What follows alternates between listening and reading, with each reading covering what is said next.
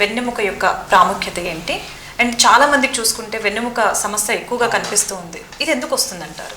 Central bone అంటే మన upper అన్ని పార్ట్స్ని కనెక్ట్ చేసే బోన్గా స్పైన్ ఉంటుందన్నమాట.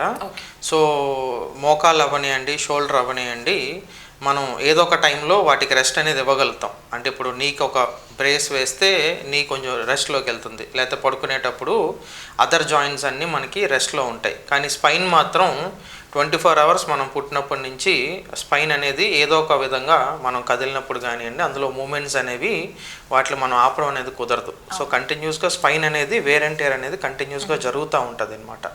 సో మనకి ఎట్లయితే వయసు రీత్యా మోకాలు అనేది అరుగుతూ ఉంటుందో, స్పైన్లో కూడా ఏజ్ రిలేటెడ్గా చేంజెస్ వస్తూ ఉంటాయి. 90% ఆఫ్ ద సెనారియోస్లో వెన్ను సమస్యలు అనేది ఈ ఏజ్ రిలేటెడ్ ప్రాబ్లమ్స్ వల్లగానే వస్తుంటాయి అనమాట. సో ఇది కాకుండా వేరే అదర్ సమస్యలు ఉంటాయి, ఇన్ఫెక్షన్లు అవనివ్వండి, క్యాన్సర్లు, తర్వాత ఏమైనా యాక్సిడెంట్లు అయినప్పుడు స్పైన్ ఫ్రాక్చర్లు, ఇలాగా వేరే కారణాలు ఉంటాయి అన్నమాట. బట్ స్పైన్ అనేది చాలా ఇంపార్టెంట్ స్ట్రక్చర్, ఎందుకంటే మనం ఏ పని చేసినా ఇంక్లూడింగ్ పడుకున్నప్పుడు కూడా స్పైన్ మీద ప్రెషర్ అనేది పడుతూ ఉంటుంది అనమాట.